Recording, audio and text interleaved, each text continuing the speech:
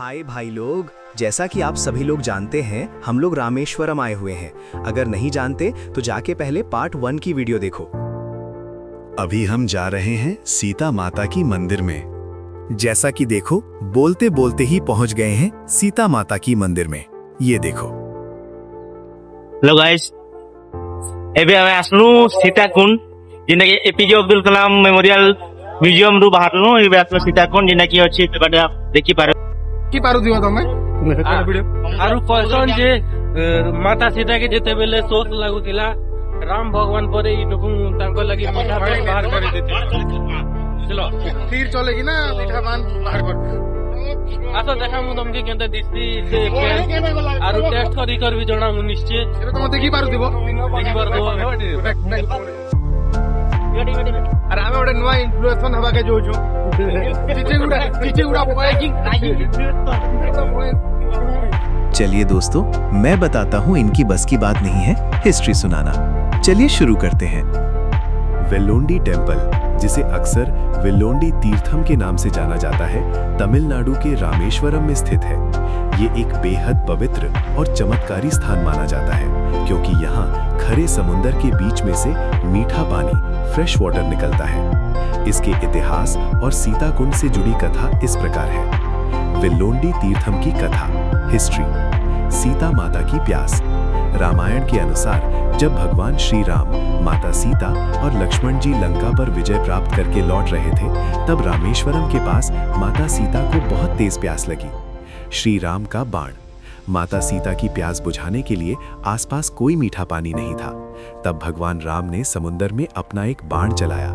जैसा कि नाम है, वेल्लोंडी का अर्थ होता है धनुष का गढ़ना या धनुष से निकला हुआ। मीठा पानी, फ्रेश वाटर स्प्रिंग।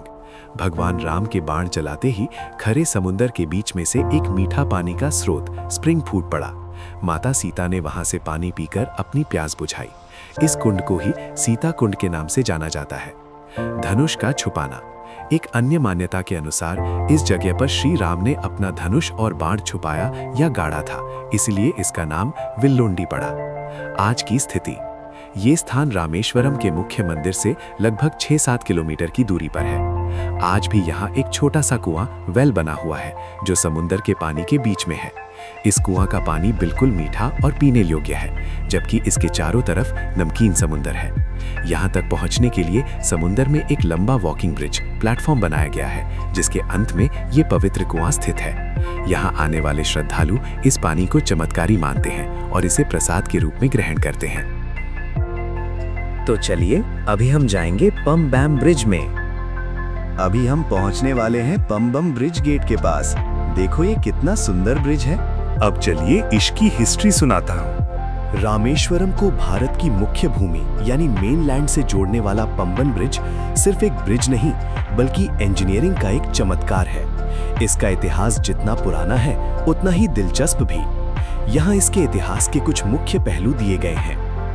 1. निर्माण और शुरुआत 1914। पहला समुद्री पुल।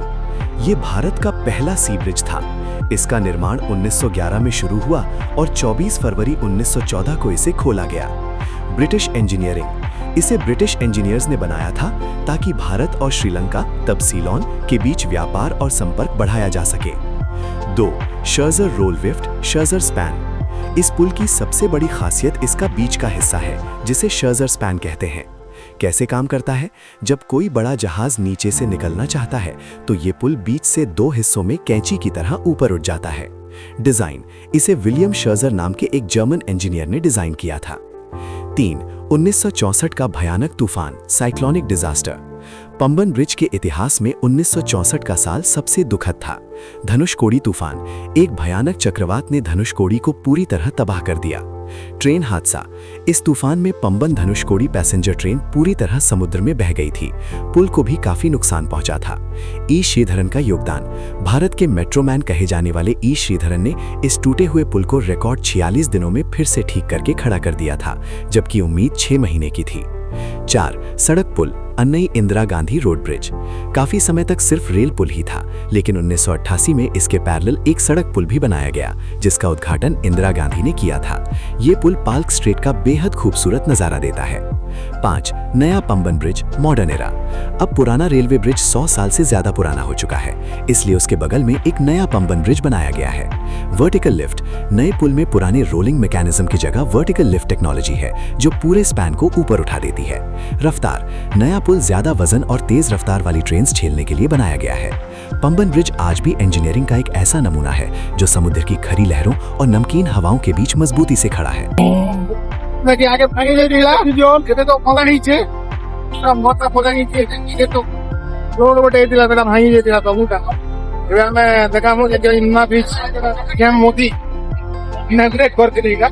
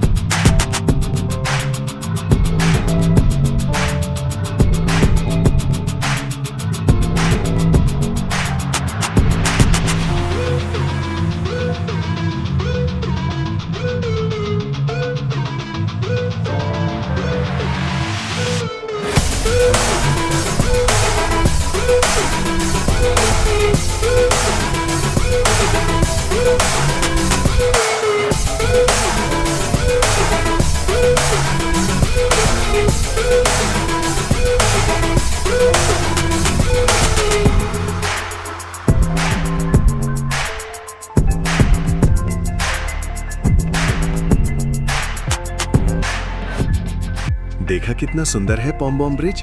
अगर आप कभी रामेश्वरम आते हो तो पॉम्बॉम ब्रिज जरूर घूमने आना, क्योंकि ऐसा नजारा रोज देखने के लिए नहीं मिलता है। नेक्स्ट हम जाएंगे नटराजन की मंदिर में। अभी हम चले आए हैं नटराजन के मंदिर में। आपने कभी देखा है नटराजन की मंदिर? अगर देखा है कमेंट जरूर करना, कहाँ पे देखा है। ये देखो कितनी बड़ी मूर्ति लगाई गई है। मेरे सारे दोस्त लोग भी अपना सर झुका के प्रणाम किए हैं और उसके बाद चल पड़े हम अपना लॉज की तरफ, क्योंकि हमें रात को 2 बजे नहा धो के जाना पड़ेगा रामेश्वरम के मेन मंदिर में, जिसके लिए हम रामेश्वरम आए हैं। चलिए दोस्तों, कल रात 2 बजे मिलते हैं, वीडियो को देखते रहना। तो हम लोग रात की 2 बजे नहा धो के हम सारे दोस्त लोग लॉज के बाहर आ चुके हैं और थोड़ा सा भी लेट हो गया तो काफी बड़ी लाइन लग जाएगी। ये देखो, रात की 2 बजे से ही बुजुर्ग लोग जा रहे हैं, क्योंकि रात की 2 बजे ही गेट खुल जाता है। और ये देखो गेट कितना बड़ा है। अभी हम जा रहे हैं रामेश्वरम मंदिर में मणि दर्शन करने के लिए, और सारे लोग जो जा रहे हैं वो भी मणि दर्शन के लिए है। इस मंदिर का स्टोरी भी सुनाऊंगा थोड़ी देर बाद, ठीक है? अभी गेट खोलने वाले हैं। पैर में रोड की पत्थर चुभ रहा है क्योंकि हम लोग नंगे पैर आए हुए हैं। और ये देखो भाई लोग, गेट खुल गया है तो हम भी दौड़ लेते हैं थोड़ा सा, नहीं तो हम भी पीछे रह जाएंगे। हम अभी लाइन में लग चुके हैं, चलिए मिलते हैं मंदिर के अंदर। हम अभी आ चुके हैं मंदिर के अंदर। मंदिर के अंदर आते ही 2 घंटा लगा है और अभी भी लाइन में है, तो सोचो कितना बड़ा लाइन है। और अगर आप लोग लाइन में लगना नहीं चाहते हो तो पैसा जेब में रखना पड़ेगा, ये सोच लो। मंदिर के अंदर आने के बाद पता चला मुझे मोबाइल लाना बैंड है। अगर मुझे पकड़ लिया तो मोबाइल भी ले जाएंगे और मुझे जुर्माना भी भरना होगा। इस वीडियो ध्यान से देखते रहो, क्योंकि छुप छुप के वीडियो बनाया है। अभी ध्यान से सुनो और देखो मैं इसकी स्टोरी सुनाता हूँ। चलिए शुरू करते हैं। रामेश्वरम मंदिर में मणि दर्शन की कहानी और परंपरा बहुत ही अद्भुत है। ये दर्शन रोजाना सुबह तड़के ब्रह्मा मुहूर्त होता है और इसे मंदिर का सबसे पवित्र भाग माना जाता है। एक मणि क्या है? 10 स्फटिक लिंगम। असल में मणि एक स्फटिक लिंगम, क्रिस्टल शिवालिंगम है। ये बिल्कुल पारदर्शी, ट्रांसपेरेंट होता है और मणि की तरह चमकता है। इसका आकार छोटा होता है, लेकिन इसकी दिव्यता बहुत विशाल मानी जाती है। 2. मणि की पौराणिक कथा, द लेजेंड। मणि दर्शन से जुड़ी 2 प्रमुख कथाएं प्रचलित हैं। आदि शंकराचार्य की कथा। सबसे लोकप्रिय मान्यता ये है कि जगत गुरु आदि शंकराचार्य ने भारत में 4 धामों की स्थापना के समय रामेश्वरम में इस स्फटिक लिंगम मणि को स्थापित किया था। उन्होंने इस मणि को कैलाश पर्वत से लाया था और इसे मुख्य गर्भगृह में भगवान रामानाथ स्वामी रामालिंगम के सामने स्थापित किया, ताकि भक्त इसके दिव्य तेज का लाभ उठा सकें। शेषनाग की मान्यता। कुछ पुराणों के अनुसार ये मणि शेषनाग जिन पर भगवान विष्णु सोते हैं कि मणि का एक अंश है, इसलिए इसे मणि कहा जाता है। माना जाता है कि इसके दर्शन से शरीर का विष, नेगेटिविटी और डर खत्म हो जाता है। 3. मणि दर्शन की परंपरा। ये दर्शन रोजाना सुबह 4 AM से 5 AM के बीच होता है। इसके बारे में कुछ खास बातें। अभिषेक। इस मणि स्फटिक लिंगम का दूध और जल से अभिषेक किया जाता है। क्योंकि ये क्रिस्टल का होता है, अभिषेक के समय इसकी चमक देखने लायक होती है। विशेष अनुमति। ये दर्शन मुख्य पूजा से पहले होता है। इसके लिए अलग से टिकट लेनी पड़ती है या लंबी लाइन में लगना पड़ता है। पुण्य फल। मान्यता है कि जो व्यक्ति मणि दर्शन करता है उसकी 4 धाम यात्रा पूरी मानी जाती है। इससे मोक्ष की प्राप्ति होती है और पूर्वजों एंसेस्टर्स को शांति मिलती है। 4. दर्शन का क्रम, द सीक्वेंस। रामेश्वरम यात्रा में मणि दर्शन का एक निश्चित क्रम होता है। सबसे पहले सुबह 4 बजे मणि दर्शन किया जाता है। उसके बाद भक्त मंदिर के अंदर बने 22 पवित्र कुंडों, तीर्थम्स में स्नान करते हैं। अंत में रामालिंगम, जो माता सीता ने बनाया था, के मुख्य दर्शन किए जाते हैं। रामेश्वरम की यात्रा तभी पूरी मानी जाती है जब आप सुबह की शांति में इस चमकती हुई मणि के दर्शन करें। रामेश्वरम का रामानाथा स्वामी मंदिर भारत के सबसे पवित्र और ऐतिहासिक स्थलों में से एक है। ये न केवल 12 ज्योतिर्लिंगों में से एक है, बल्कि 4 धाम यात्रा का भी प्रमुख हिस्सा है। मंदिर की पौराणिक कथा, हिस्ट्री। रामायण के अनुसार जब भगवान राम ने लंकापति रावण का वध किया और माता सीता को मुक्त कराया, तब उन्होंने भारत लौटते समय रामेश्वरम के तट पर विश्राम किया था। ब्रह्म हत्या का दोष। रावण एक राक्षस था, लेकिन वो एक परानंदित ब्राह्मण और भगवान शिव का परम भक्त भी था। इसलिए उसका वध करने के कारण श्री राम पर ब्रह्म हत्या का पाप लगा था। प्रायश्चित की सलाह। ऋषियों ने श्री राम को परामर्श दिया कि इस पाप से मुक्ति के लिए उन्हें भगवान शिव की आराधना करनी होगी और एक शिवलिंग की स्थापना करनी होगी। 2 शिवलिंगों की कहानी। रामेश्वरम मंदिर में 2 मुख्य शिवलिंग हैं, जिनकी स्थापना की कहानी दिलचस्प है। विश्वलिंगम हनुमान जी द्वारा लाया गया। श्री राम ने हनुमान जी को कैलाश पर्वत भेजा ताकि वे वहां से एक शिवलिंग ले आएं, लेकिन हनुमान जी को आने में देरी हो गई। रामलिंगम माता सीता द्वारा बनाया गया।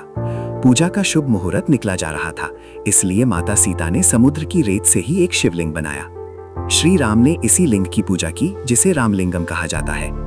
जब हनुमान जी लौटे तो वे दुखी हुए कि उनके द्वारा लाया गया लिंग स्थापित नहीं हुआ। तब श्री राम ने नियम बनाया कि सबसे पहले हनुमान जी द्वारा लाए गए लिंग विश्वलिंगम की पूजा होगी और उसके बाद ही रामालिंगम की। ये परंपरा आज भी चली आ रही है। मंदिर की वास्तुकला, आर्किटेक्चर। रामेश्वरम मंदिर अपनी विशाल बनावट के लिए दुनिया भर में प्रसिद्ध है। सबसे लंबा कॉरिडोर। इस मंदिर का गलियारा कॉरिडोर दुनिया का सबसे लंबा कॉरिडोर है। इसमें लगभग 1212 स्तंभ हैं, जिन पर बेहतरीन नक्काशी की गई है। 22 पवित्र कुंड। मंदिर के अंदर 22 तीर्थम, पवित्र कुआं या कुंड हैं। माना जाता है कि इनके पानी में स्नान करने से सभी पाप धुल जाते हैं। धनुषकोडी। मंदिर से थोड़ी दूर धनुषकोडी है, जहां से राम सेतु की शुरुआत हुई थी। महत्व। रामेश्वरम शब्द का अर्थ है वह ईश्वर जिसके राम है, द लॉर्ड ऑफ राम। ये स्थान शैवा, शिव भक्त और वैष्णवा दोनों के लिए मिलन स्थल है, क्योंकि यहाँ विष्णु के अवतार राम ने महादेव की पूजा की थी। अब दर्शन के बाद चले आए समुद्र में नहाने। मस्ती करते हैं।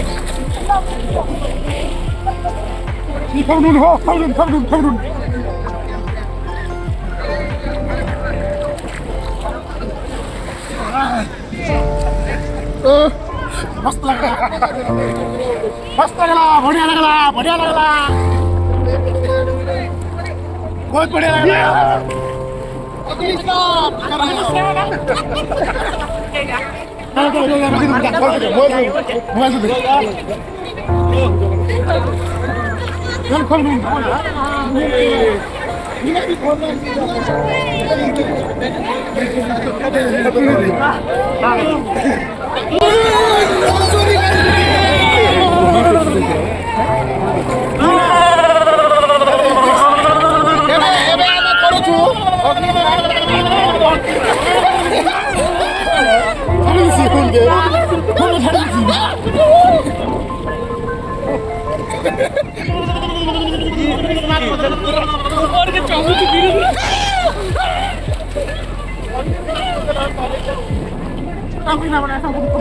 चलिए दोस्तों, अभी हम चलते हैं अपना लॉज में, क्योंकि हमें तैयार होके जाना पड़ेगा मंदिर में हमारे भगवान को दर्शन करने के लिए। बोलो जय श्री राम।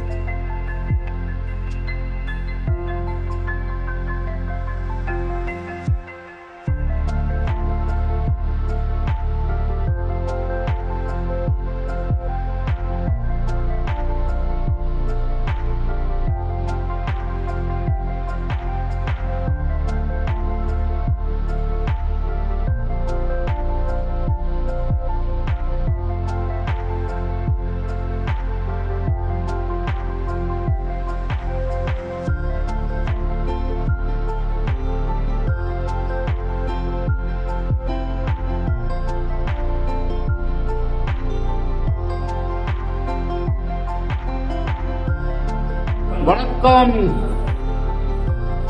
வணக்கம் வணக்கம் வணக்கம் வணக்கம் வணக்கம்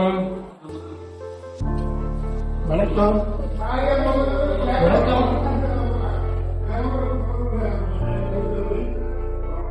अभी सारे दोस्त आ चुके हैं लॉज के बाहर और जा रहे हैं मंदिर में।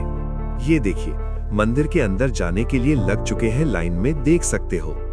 अब आ चुके हैं मंदिर के अंदर और देखो कितना बड़ा मंदिर है। मोबाइल अलाउ नहीं है इसलिए ज्यादा दिखा नहीं सकता, नहीं तो और भी बहुत कुछ है इस मंदिर के अंदर। नहीं तो मैं आपको 22 कुंड भी दिखाता और इस मंदिर के अंदर हाथी लाते हैं। चलिए 22 कुंड की हिस्ट्री सुनाता हूँ। चलिए शुरू करते हैं। रामेश्वरम का रामनाथ स्वामी टेम्पल अपने 22 तीर्थम्स यानी पवित्र कुंड के लिए पूरे विश्व में प्रसिद्ध है। इन कुंडों में स्नान करना इस यात्रा का एक अनिवार्य हिस्सा माना जाता है।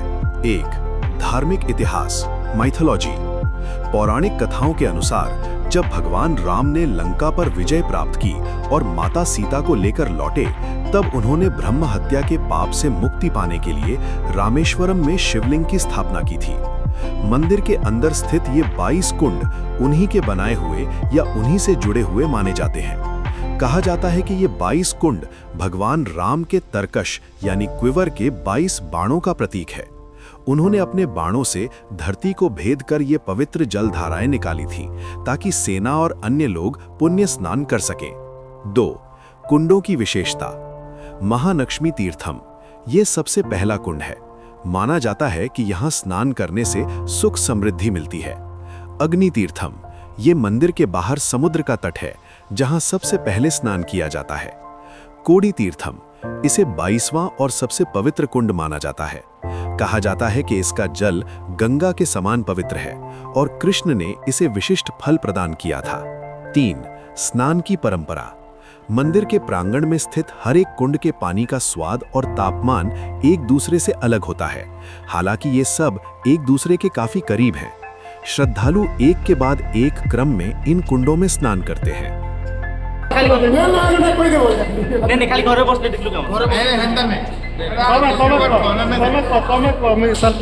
क्या बोल मुहाटा तो ঘরে বসলে দেখো ওকে देख रे बाबू দেখ রে বাবু রামেশ্বরম আসছে घरे अभी रामेश्वरम की ट्रिप खत्म हो गई है। हम अभी निकलने वाले हैं कोयम्बटूर और कन्याकुमारी के लिए। वो व्लॉग भी आने वाला है बहुत जल्दी। तो फिर मिलते हैं और एक व्लॉग में।